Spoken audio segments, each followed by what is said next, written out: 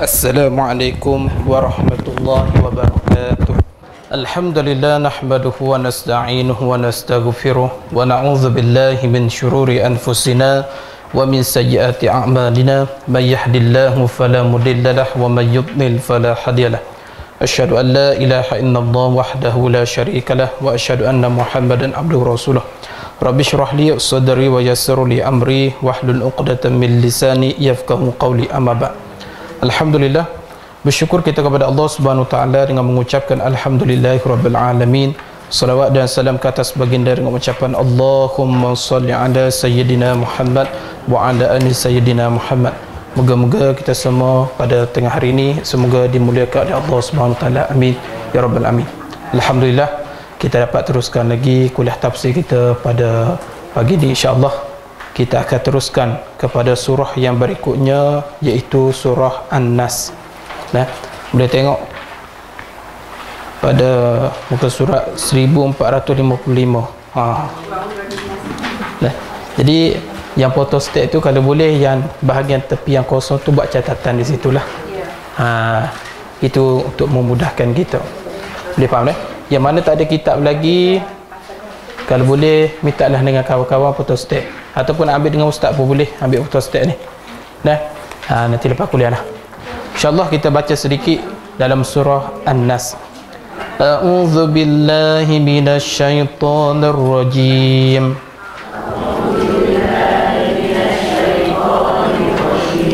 Bismillahirrahmanirrahim.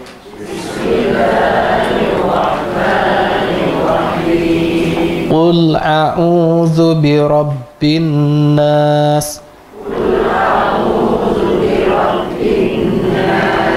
Malikin nas. Ilahin nas. Min syarril waswasil khannas.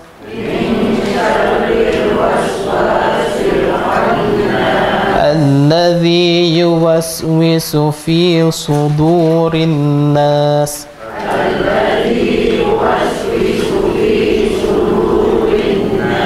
Minal jinnati wan nas. Shadaqallahul azim. Baik, kita tengok lagi pada hari ini, iaitu tafsir seterusnya, iaitu surah An-Nas. Yang mana surah An-Nas ni orang panggil surah yang berada pada surah 114 surah. Yang mana dalam terakhir surah Quran, surah An-Nas dah. Jadi kita mulai surah Juz' Amal ni, kita mula daripada belakang dah. Kita mula daripada surah pendek, barulah kita pergi kepada surah-surah yang besar. Jadi surah An-Nas ni surah yang last sekali yang disusun di dalam Al-Quran, 30 juzuk. Yang mana kita kena faham surah An-Nas ni dinamakan An-Nas. An-Nas ni maksudnya dalam bahasa Arab. Dalam bahasa Melayunya dipanggil manusia. Kerana pada awal surah ni, awal-awal diturunkan kerana Allah Ta'ala perintah kepada Rasulullah supaya meminta pertolongan kepada Allah Subhanahu Wa Ta'ala untuk memelihara daripada segala manusia. Jadi apakah sebab-sebab ayat ni diturunkan?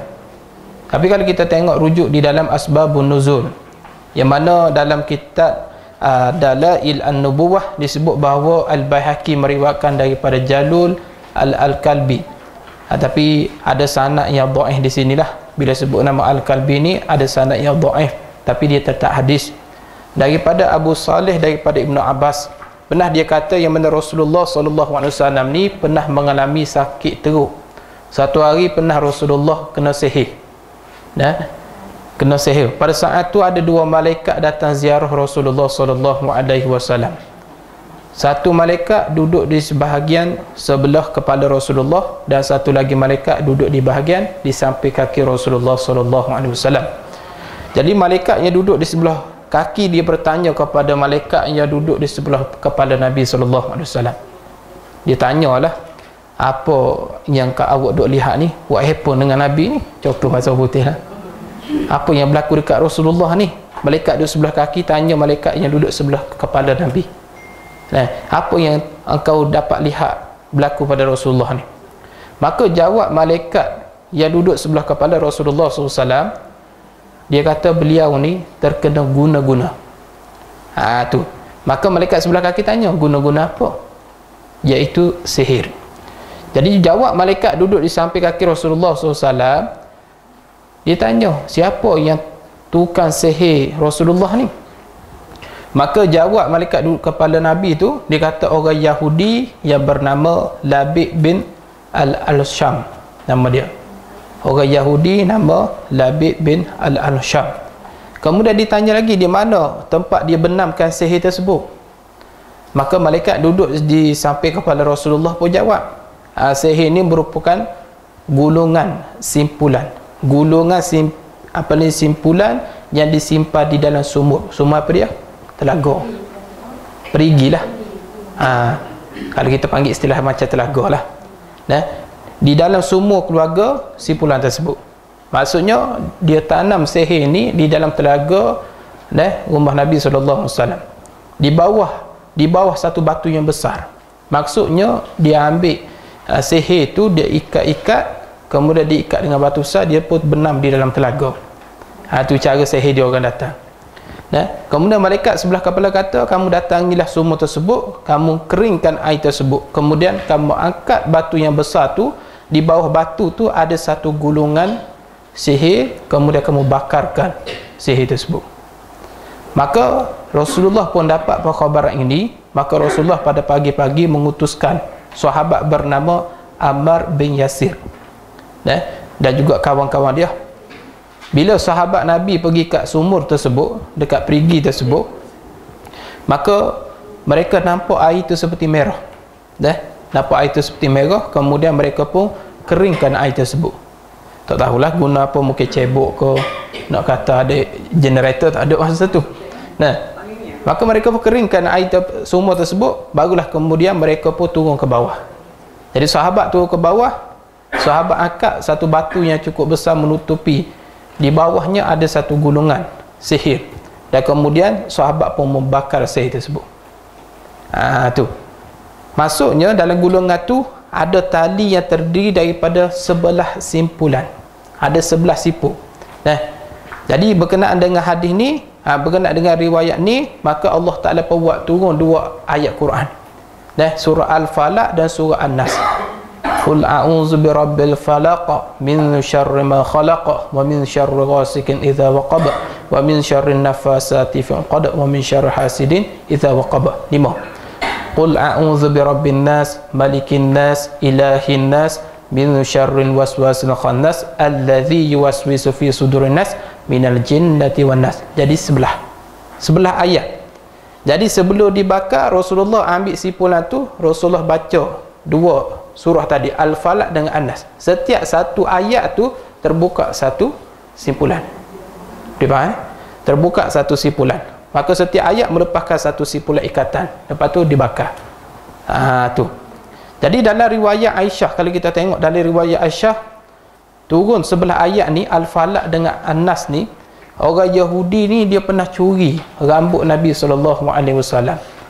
Dia curi rambut Nabi, kemudian dia ikat rambut Nabi pada benda sihir tersebut. Sebab tu hati-hati orang perempuan, orang laki-laki. Kita ni kena jaga rambut yang kita gugur dan sebagainya. Lepas tu lagi-lagi perempuan. Lagi-lagi macam kita punya apa ni, kita punya darah haid dan sebagainya, kena jaga. Orang boleh buat sihir.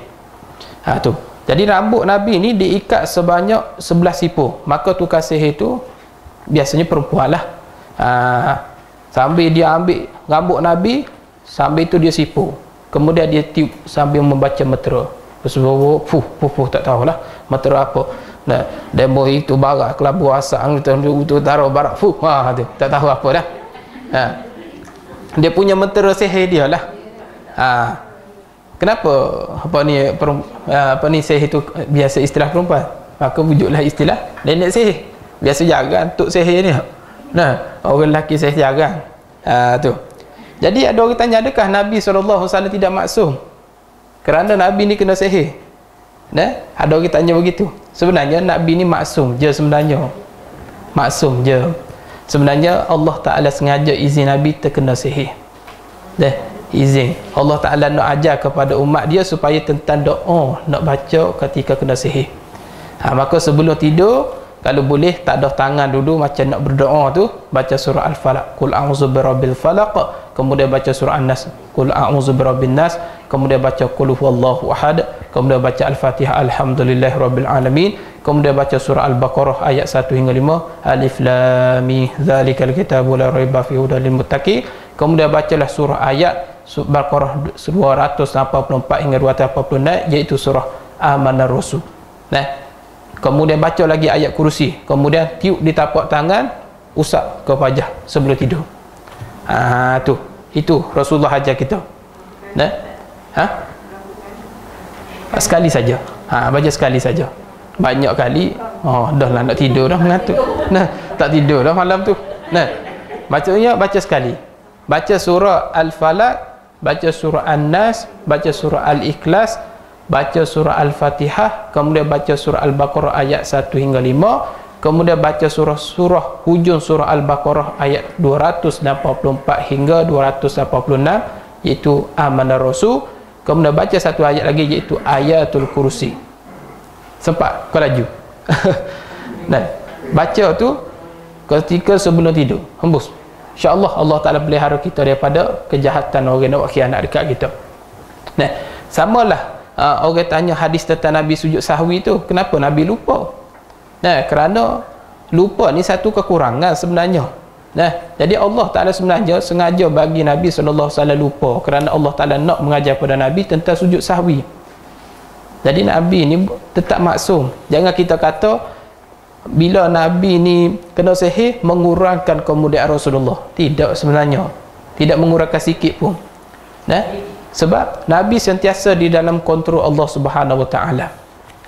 Tapi sebenarnya ada orang tolak hadis ni. Antaranya Syekh Muhammad Abduh. Dia tak percaya tentang hadis ni dengan alasan bahawasanya boleh mengurangkan kemaksuman Nabi SAW. Sebenarnya dia salah faham sebenarnya. Bukan mengurangkan kemaksuman Nabi, tapi Nabi diajar tentang cara kita nak menyelamatkan diri daripada sihir. Itu saja sebenarnya. Tapi kalau kita tengok dalam kitab Sahih Al-Bukhari terdapat penguat hadis ni. Tapi dia tak sebutlah sanad dia macam mana. Namun dalam riwayat lain ada riwayat yang menguatkan hadis tersebut seperti tadi. Sebab apa kedua surah tadi, surah Al-Falaq, surah An-Nas diturunkan. Kemudian saya ambil rujuk lagi dalam satu hadis riwayat oleh Abu Nu'aim dalam kitab Ad-Dalail dari Ja'far Ar-Razi daripada Ar-Rabi bin Anas, daripada Anas bin Malik, sahabat Nabi.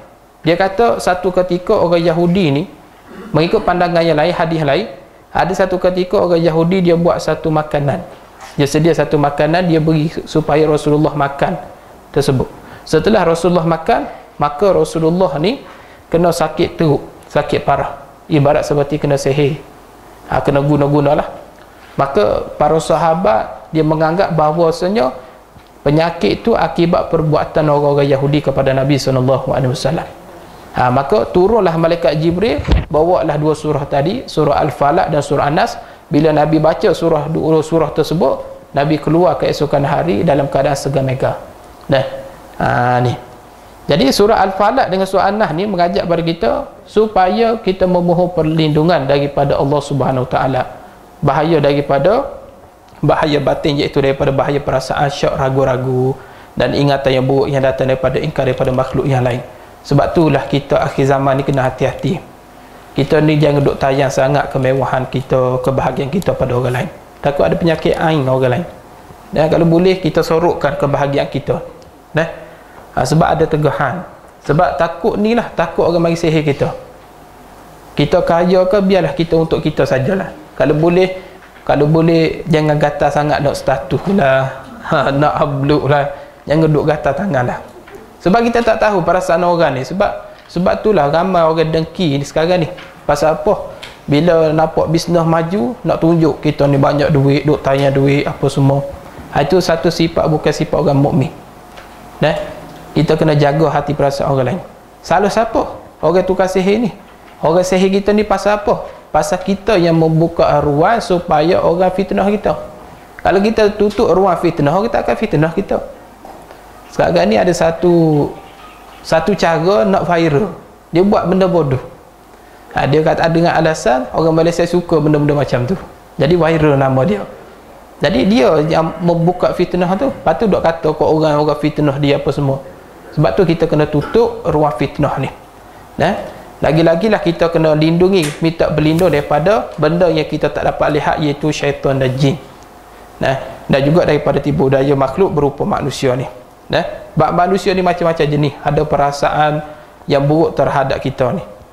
Tu. Yang inilah boleh menyebab penyakit yang besar, menyebabkan kerosakan etika, kepercayaan kita, amal ibadah dan segala bawaan hidup kita. Biasa penyakit ni timbul pasal apa? Kerana ada penyakit hati lah. Tu seperti mana dengki, dendam, tak puas hati dan sebagainya. Sebab itulah wujud-wujud jenis-jenis sihir dan sebagainya. Bukan dok kata zaman kita, zaman Rasulullah pun pernah berlaku dah. Sebab ayat ni diturunkan kata ulama, sebab Nabi disihir. Ni. Jadi ada orang tanya pula, apa hukum kalau kita baca surah An-Nahl ni sebelum daripada kita takbiratul ihram kan? Ada orang tanya, sebelum takbiratul ihram tu, sebelum takbir tu kita baca qul a'udzu birabbin nas malikin nas ilahin nas. Adakah benda tu bid'ah? Dan adakah benda tu disuruh? Tu. Sebenarnya tidak ada hadis yang menyuruh kita baca dan tidak ada hadis yang melarang kita baca. Oleh kerana tu, ada ulama yang muktabah menjawab tentang masalah ni, iaitu Rais Lajnah Fatwa Al-Azhar, Syekh Atiyah Sakhar. Dia pernah ditanya soalan yang sama, apa hukum kalau kita baca surah An-Nas sebelum daripada akad takbiratul ihram. Tapi Syekh Atiyah Sakhar ni di dalam Universiti Al-Azhar, dia merupakan ketua di dalam mengeluarkan fatwa di dalam Universiti Al-Azhar. Ramai ulama dalam Universiti Al-Azhar pada waktu tu. Dalam ramai-ramai tu ada seorang ketua yang besar, iaitu Rais, nama dia Rais Syekh Atiyah Sakhar. Dia ialah yang tukar jawab masalah ni. Dia kata apa dia? Dia jawab, tidak sunat kita baca surah An-Nas sebelum kita takbiratul ihram, tetapi kalau kita nak baca dia, nak mengambil berkat dengan surah tersebut untuk jaga diri kita daripada gangguan syaitan, iblis dan sebagainya, maka hukumnya adalah harus. Boleh, tak ada masalah, boleh. Jadi boleh tak baca? Boleh lah. Tu, maka tak perlu kita bergaduh tentang masalah ni. Selesai masalah. Ada ustaz kata haram, ustaz kita baca surah An-Nahl sebelum takbiratul ihram. Dia kata haram. Ustaz Facebook biasa mengaji, cari apa tahu, duk mengaku pakai hadis dan sebagainya. Tu. Maka kita kena ikut ulama murtabah. Kita kena ikut ulama murtabah. Benda ni tidak dilarang, tapi kita jangan etikad bahawasanya benda ni wajib. Dan jangan kita etikad ada hadis yang suruh kita buat begitu. Jangan kita etikad begitu.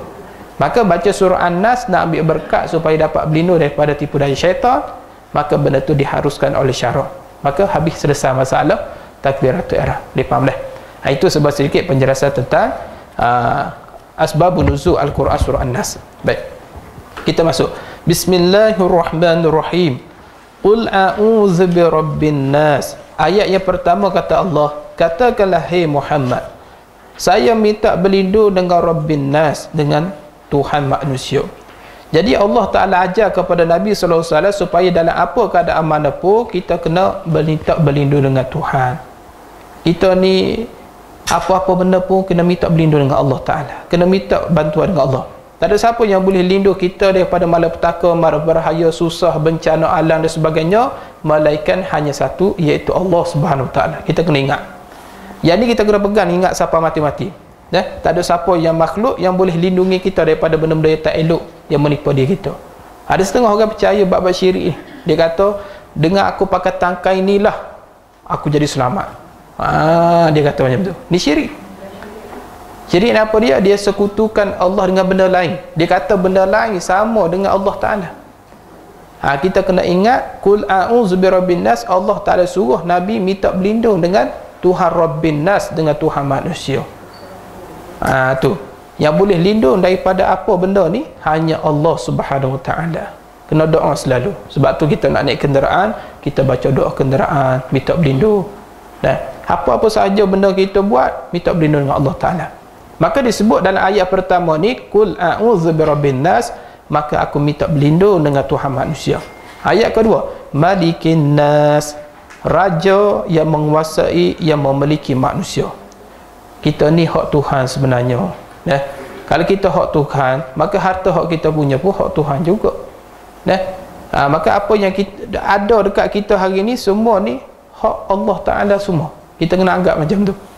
Kalau hari ni Allah Ta'ala takdir kita dapat rezeki lebih, kita kena ingat rezeki tu nampak macam hak kita, sebenarnya hakikatnya hak Allah Subhanahu Wa Ta'ala.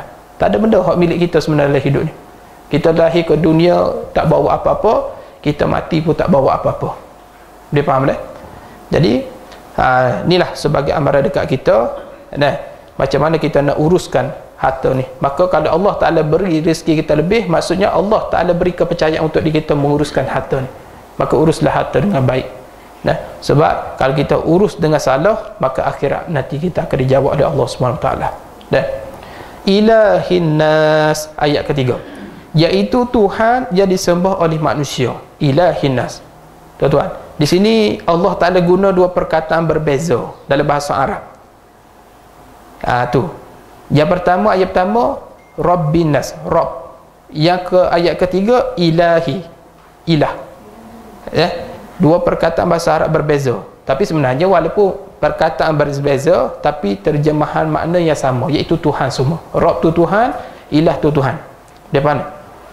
Ni saya nak tekan sikit. Ada pun kata Puak Wahabi, dia kata Rabb tu lain, ilah tu lain. Dia kata maksud lain semua tu. Rabb lain, ilah lain. Pendapat mereka Rabb tu rububiyah dan berkata ilah tu uluhiyah.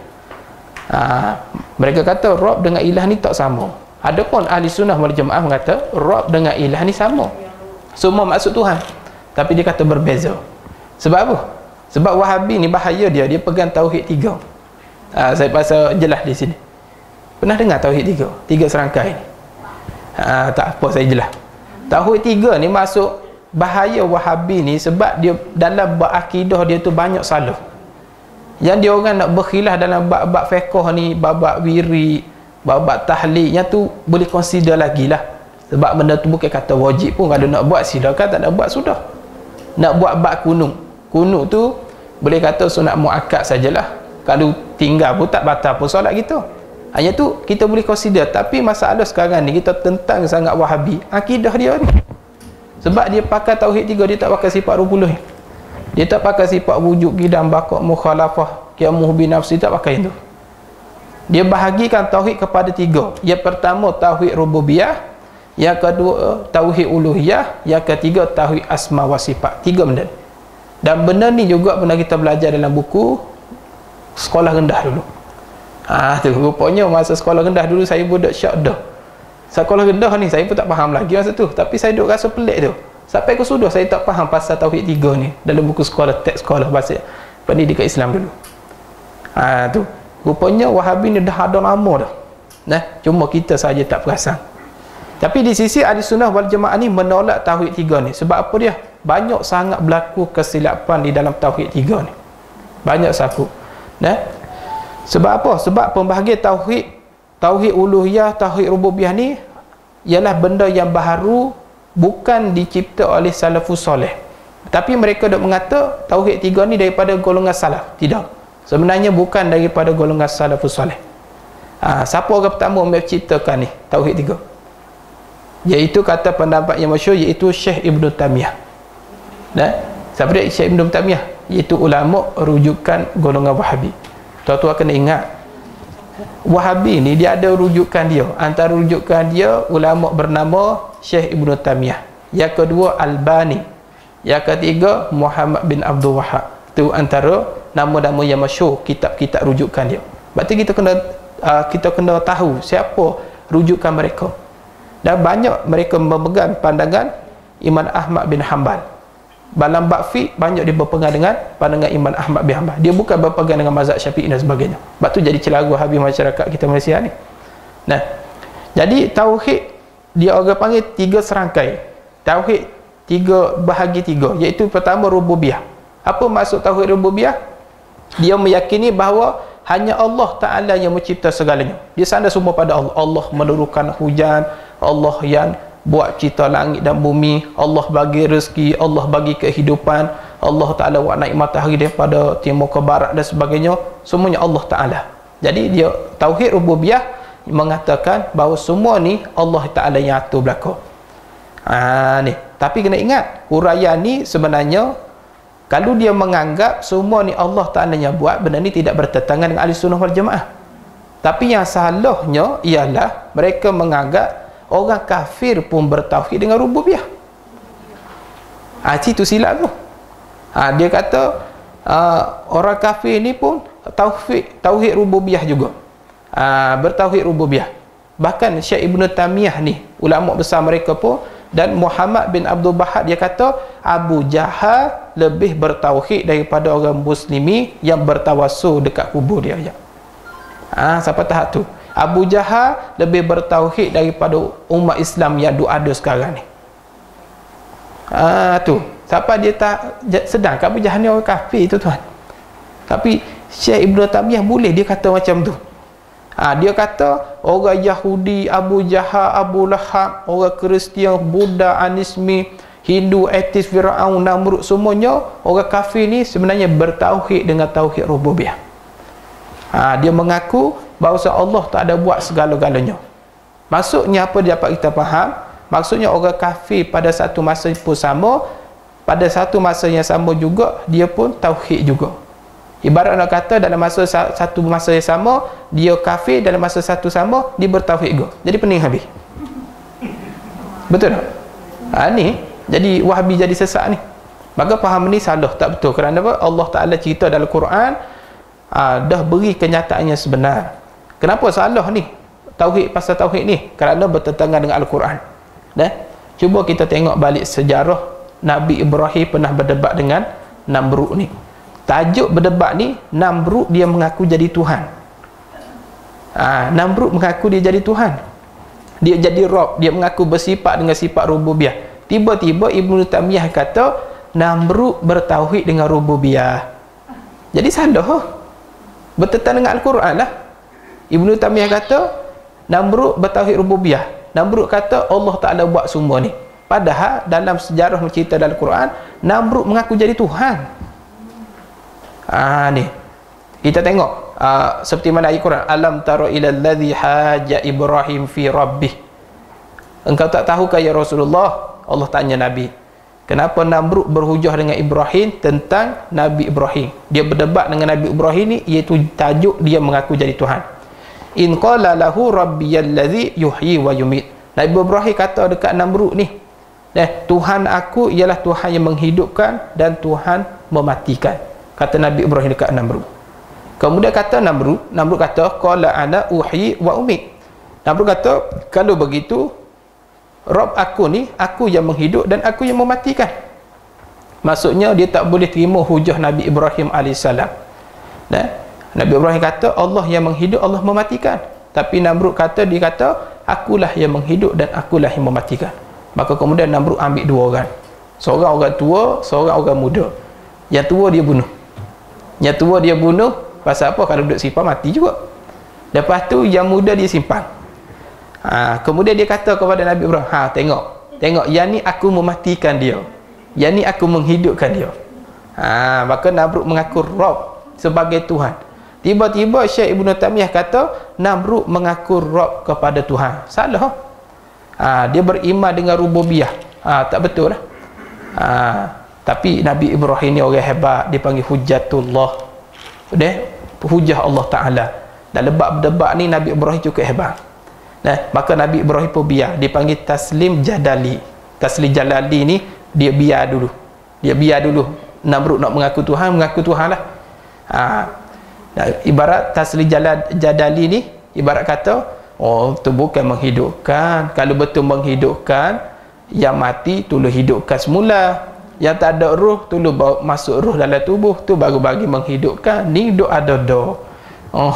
Duk hidup dah. Itu bukan bagi menghidupkan, kata Nabi Ibrahim. Maka kemudian Nabi Ibrahim pun bawa hujahnya kuat lagi. Nabi Ibrahim kata kepada Namrud, Allah Ta'ala lah yang sebenarnya Rabb yang sebenar. Tapi kalau kamu ni mengaku kamu Rabb sungguh, Sedangkan Allah boleh buat naik matahari. Kalau kamu mengaku kamu ni sebagai Tuhan, cuba kamu matahari sebelah barat. Tiba-tiba Allah Ta'ala kata dalam Quran, tiba-tiba Namrud jadi tak boleh nak jawab, jadi bengong tak boleh jawab. Jadi macam tu sekali. Tiba-tiba Syekh Ibn Taymiyah ni, orang kuat Wahabi ni, dia kata Namrud bertauhid dengan rububiyah. Bersalahan. Begitu juga Fir'aun, kalau kita tengok, dia mengatakan Fir'aun tauhid rububiyah. Tu padahal bercanggah dengan Al-Quran. Pasal apa? Dalam tafsir Quran kata qala ana rabbika a'la. Fir'aun mengaku jadi Tuhan, bukan mengaku Allah yang buat semua, tapi Fir'aun mengaku dia jadi Tuhan. Terang-terang nas ni kata Fir'aun mengaku jadi Tuhan. Maka tiba-tiba Pak Wahabi kata orang kafir bertauhid dengan rububiyah. Ni cuba kita tengok orang yang dakwa ikut Quran, dia ikut dak Quran sebenarnya? Tak ikut pun. Ni. Tapi sebenarnya Syekh Ibn Taymiyah ni orang hebat, dia berapa beribu-ribu hadis, tapi sayangnya dia silap dalam fahaman bab akidah ni. Tu silap dia. Kenapa tak bahaya Wahabi di mana? Tu. Asyik baik datang kuliah hari ni, saya boleh jelaskan. Yang kedua, Wahabi pakai tauhid uluhiyah. Maksudnya Tuhan yang dipuja, yang disembah. Tauhid uluhiyah ni sebenarnya dia kata memurnikan ibadat segala bentuk hanya kepada Allah Ta'ala. Kalau kita ibadat tujuan kerana Allah, kalau kita sedekah untuk Allah, kalau kita bertawakal untuk Allah, berdoa apa semua untuk Allah Ta'ala. Tapi mereka menganggap orang kafir tidak bertauhid dengan uluhiyah. Mereka menganggap begitu. Pasal apa mereka menganggap tauhid uluhiyah? Pasal tauhid uluhiyah ni sebenarnya dia nak mengkafirkan golongan yang bertawassul. Dia nak mengkafirkan golongan yang beristighasah, yang bertabaruk dan bertawajuh, ziarah kubur dan lain-lain. Mereka menganggap pokok Wahabi ni bahawa mereka bertawassul, bertawajuh dan sebagainya ialah syirik dan kafir, dia kata. Kok kita pergi duduk ziarah kubur apa semua ni, kafir tu. Dia kata main Wahabi ni bahaya. Mereka agak menganggap bertawassul ni, sedangkan ahli sunnah wal jamaah bertawassul dibenarkan. Sedangkan banyak dalam hadis mengata sahabat Nabi pernah bertawassul dengan diri Rasulullah sallallahu alaihi wasallam. Dalam hadis ada sebut ketika Rasulullah sedang tidur, bila Nabi tidur ni atas satu macam tempat katil yang dibuat daripada kayu dan sebagainya. Kemudian pada waktu itu panaskan bumi Arab. Kemudian sahabat Nabi tadah satu bekas di bawah katil itu, menitik peluh Nabi sallallahu alaihi wasallam dan sambil ambil peluh Nabi sebagai bertawassul. Dia tak boleh terima ni, minum air tok guru, dia tak boleh terima benda tu. Mana ada berkat tok guru, mana ada tawassul tok guru, dia tak terima Wahabi. Dia berpakai dengan tauhid uluhiyah. Dia faham dah? Ada pun ahli sunnah boleh. Yang ketiga, mereka pakai tauhid asma wa sifat. Asma wa sifat ni maksudnya ia mensifatkan Allah dengan sifat-sifat Allah yang terdapat dalam Quran dan hadis sesuai dengan zahir Al-Quran tersebut. Maksudnya apa dia? Dia guna pakai makna ayat yang mutasyabihat. Kalau Allah Ta'ala kata bertangan, dia mengaku Allah bertangan. Kalau Allah duduk di langit, dia mengaku Allah di langit. Tu Pak Wahabi dia pakai zahir ayat. Sedangkan ahli sunnah mengata az-zahiru laisa bimurad. Zahir ayat bukan murad yang sebenar.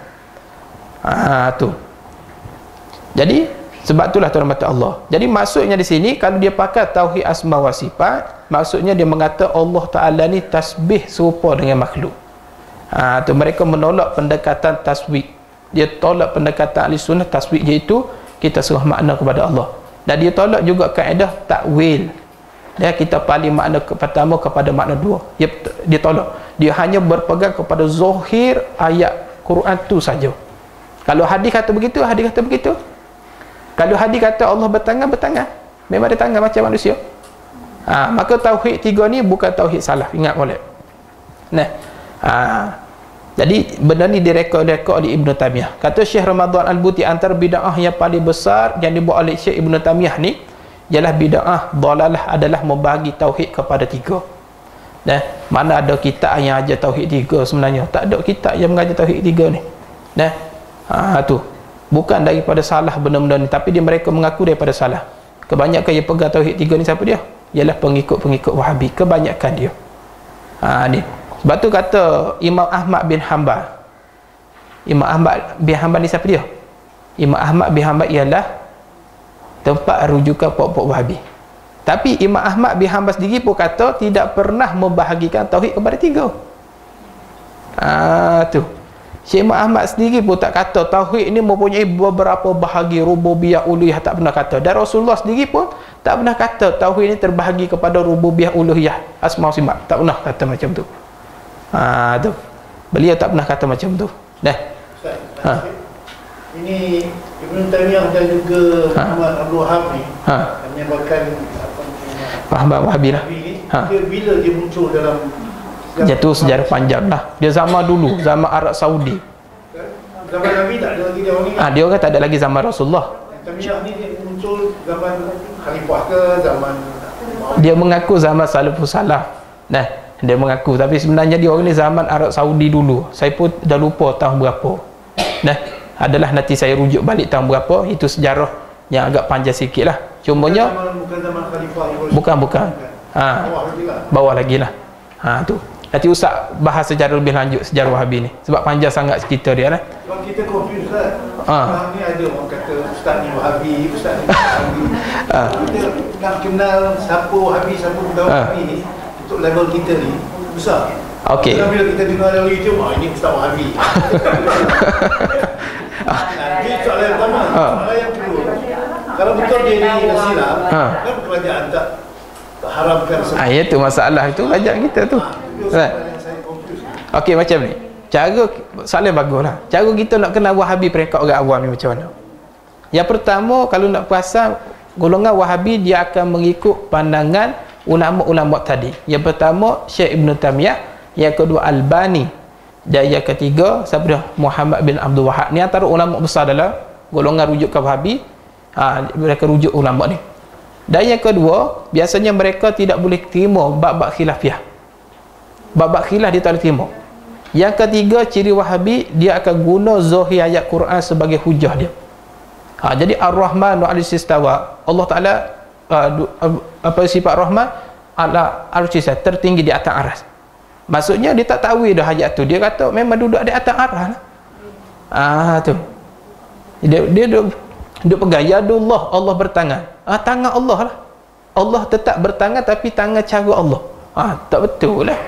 Tapi tetap dia mengisbatkan Allah bertangan seperti makhluk. Tu. Yang ketiga, dia pakai zahir ada Quran. Yang berapa dah? Empat lah. Yang pertama, nama ulama tadi rujukan. Yang kedua, dia tak boleh terima khilafiyah. Yang ketiga, dia pakai zahir ayat Quran. Itu antaranya. Sebab tu dalam bab fiqh ni dia banyak khilaf ulama. Tiba-tiba satu orang ni bila-bila dia bahas tentang tidak boleh kita kata bab khilaf ni. Sama juga bab kunut, dia kata kunut ni tidak ada zaman Rasulullah. Memang betul benda yang tidak ada zaman Rasulullah tak semestinya benda itu sesat. Wa kullu bid'atu dhalalah wa kullu dhalalatu finnar. Setiap benda yang bid'ah tidak dibuat Nabi semuanya sesat, dan setiap yang sesat itu neraka. Dalam hadis itu kata. Tapi kullu di sini bukan kullu keseluruhan benda yang Nabi tak buat semua sesat. Kullu di sini ialah maksud ada kebanyakan bid'ah yang dibuat semuanya sesat. Maksudnya ada juga bid'ah yang tidak sesat. Maksudnya begitu. Tu. Tapi dia pegang hadis ni, Pak Wahabi pegang hadis ni. Apa saja Nabi tak buat semuanya sesat. Tu. Jadi mereka orang awam nak kenal ustaz tu Wahabi ke apa benda macam mana? Yang pertama, tuan-tuan tengok cara dia bahas tu macam mana. Kitab apa yang dia guna. Kalau dia keluar pandangan apa ni Syekh Romli, Syekh Ibnu Hajar, siapa dia lagi? Biasanya Pak Wahabi ni dia tak ambil pandangan ulama. Dia tak petik nama ulama kebanyakannya, tapi dia terus petik nama Imam Bukhari, Imam Muslim, Ibnu Majah, firman Allah Ta'ala itu dengan tafsir dia sendiri. Banyak lagi lah cara-cara kita nak kenal Wahabi ni. Nampak dah di situ. Tu. Dan antara sekarang ni Wahabi dia duduk main apa dia?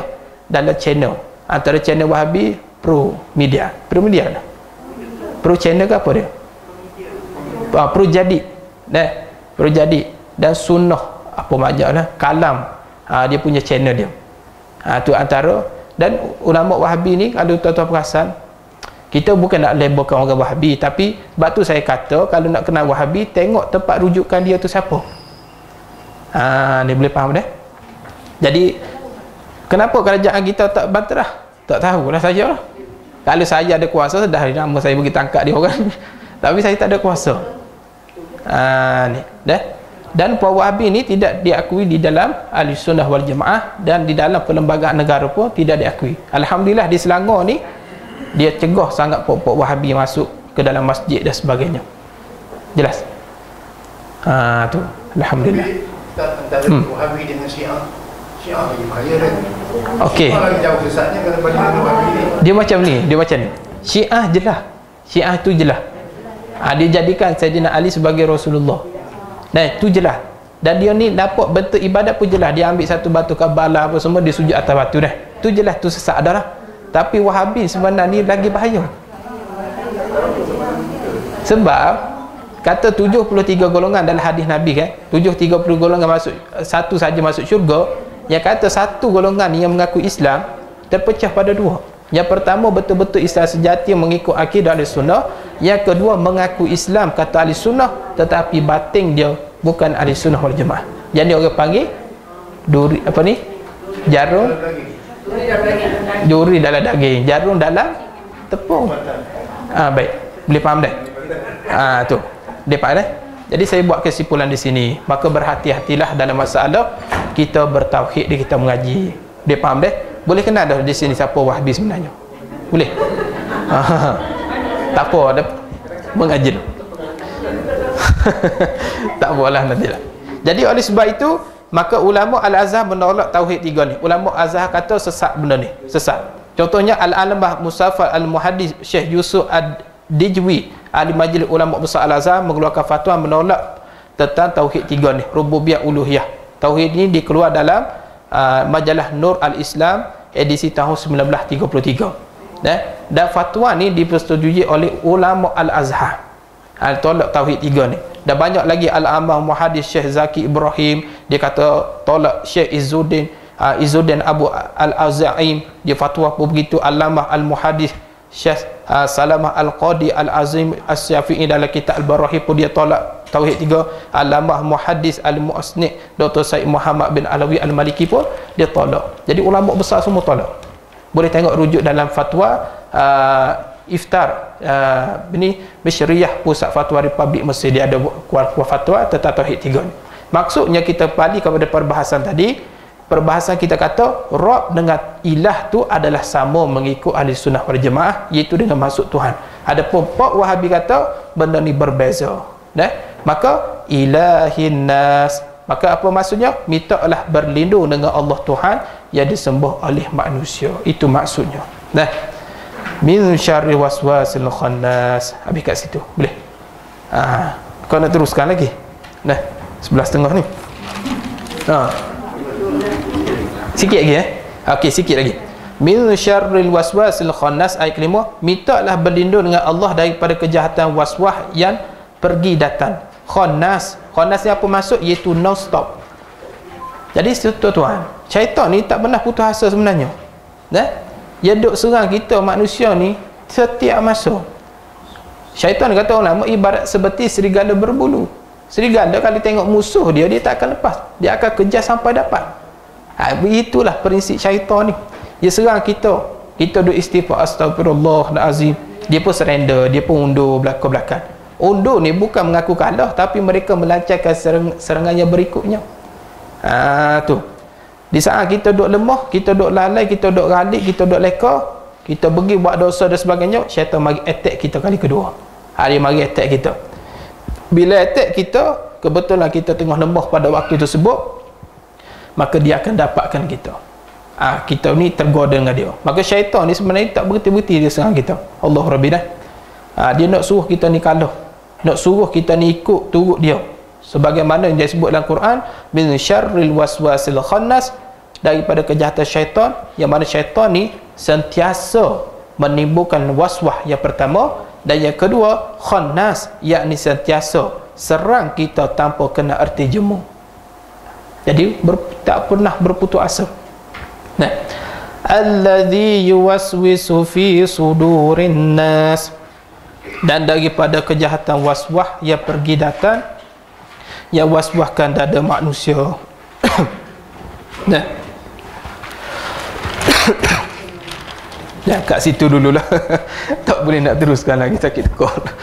Nah, allazi yuwaswisu fi sudurin nas, dan daripada kejahatan waswah yang pergi datang yang waswahkan dada manusia. Nah, tu ada satu orang ni, dia kena kacau lah kat setan. Dia duk fikir Tuhan ni siapa yang duk buat dia. Ada fikir macam ni, Tuhan ni siapa yang buat Tuhan sebenarnya. Ni lah allazi yuwaswisu fi sudurin nas. Dia buat mari waswah dalam fikiran kita. Sampai satu tahap kita kacau kita ni, ada orang kena kacau sampai dia kata Tuhan ni siapa yang buat Tuhan sebenarnya ni. Biasa kita duk kacau apa ketika nak semayang je lah. Yang tu biasalah. Biasa tu kan baru kena. Contoh Zuhur masuk 1.40. Bila masuk pukul 2 tak semayang lagi. Bila masuk pukul 3 tak semayang lagi. Bila masuk pukul 4 tak semayang juga. Tiba-tiba 2 minit masuk asar, baru bergegah melompat pergi dalam bila air nak ambil wuduk semari. Bila bentar sejadah tu nak akad takbir, Allahu Akbar, masuk waktu asar. Biasa berlaku lagi ni. Kena tipu dia. Tiba-tiba azan masuk waktu asar. Ini terpedaya oleh syaitan. Tu bentuk macam ni ramai orang kena lah, bentuk macam ni. Ada lagi teruk lagi yang kena serang. Dia serang lagi sampai satu peringkat dia serang kita sehingga kita terlampau bebas dalam berfikir. Tu pada teruk. Tu antara macam mana contohnya? Antaranya syaitan yang serang pemikiran kita. Dia kata Allah Ta'ala suruh kita pakai tudung. Dia pun kata bebas betul lah, orang perempuan ni suruh pakai tudung. Itu memang perintah agama lah. Tapi ni zaman dulu. Dia kata ni zaman dulu. Lagi pula di negeri Arab pada waktu tu, orang Arab ni kuat nafsu, dia kata. Pasal apa? Kuat makan kambing sangat. Kuat makan kambing, jadi darah jadi panas, kuat nafsu.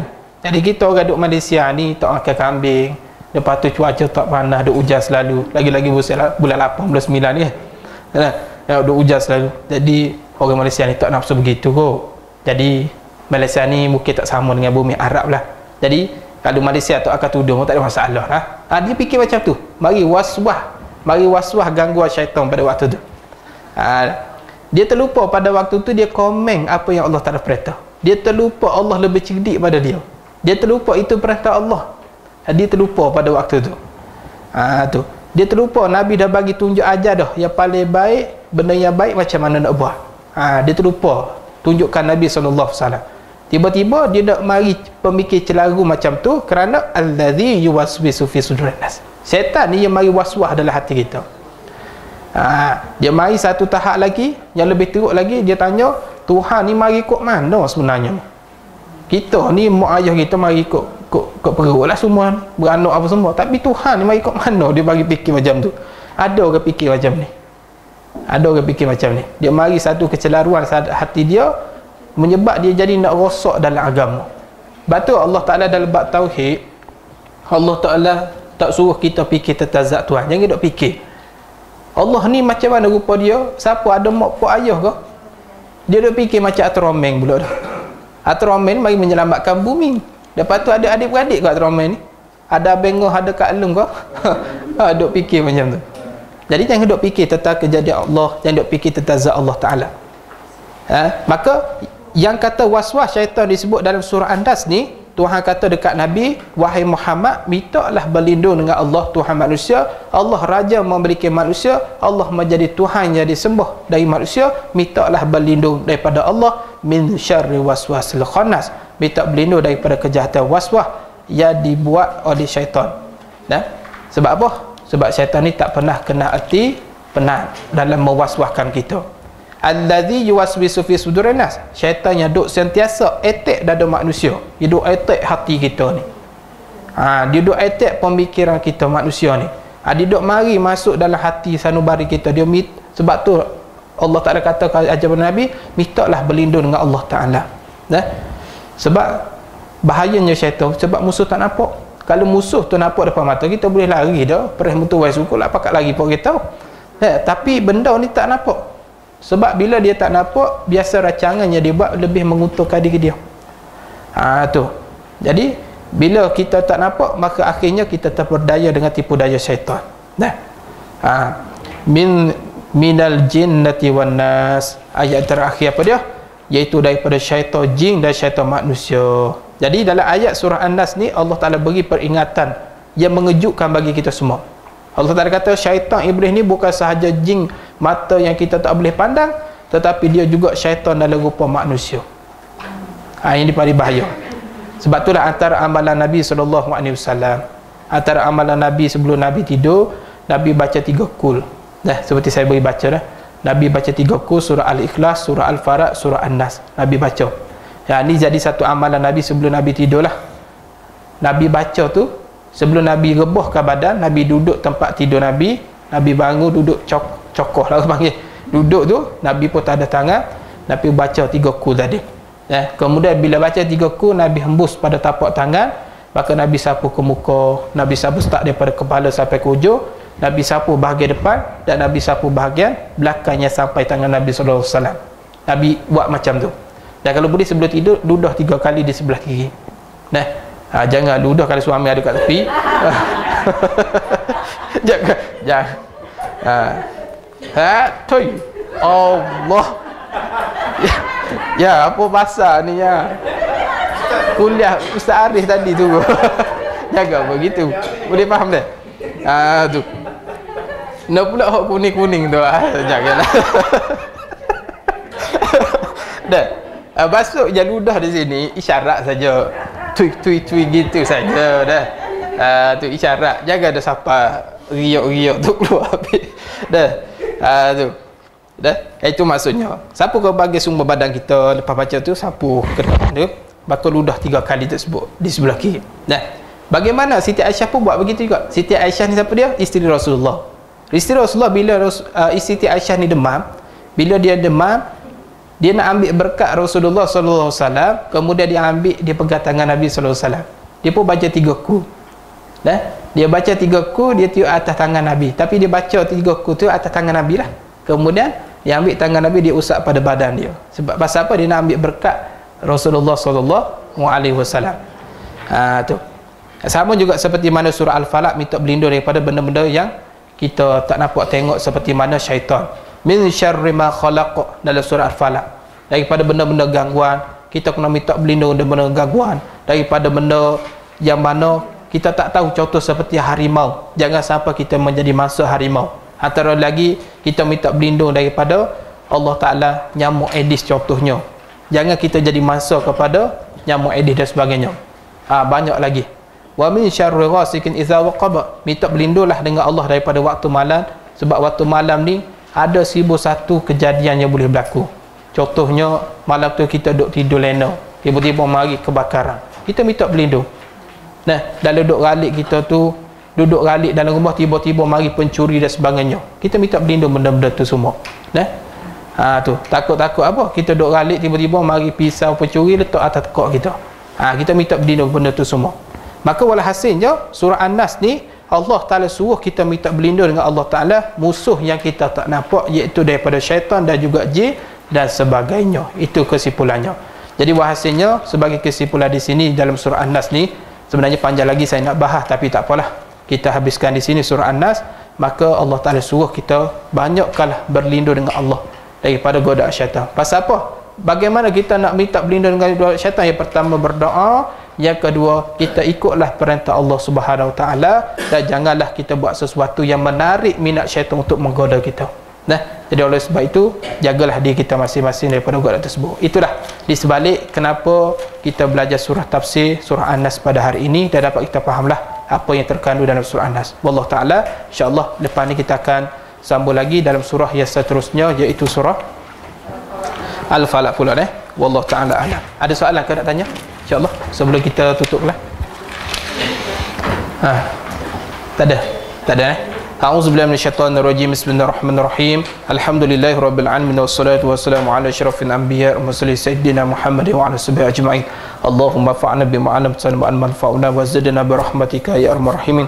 Rabbana atina fid dunya hasanah wa fil akhirati hasanah wa qina adzabannar. Allahumma inna na'udzubika min jahdil bala' wa darkil syaqqa wa suqad wa syamatati a'da. Allahumma inna na'udzubika min fitnati mahya wal mamat wa na'udzubika min masihid dajjal. Wa sallallahu ala sayyidina Muhammadin wa ala alihi wasallam. Walhamdulillahirabbil alamin. Assalamualaikum warahmatullahi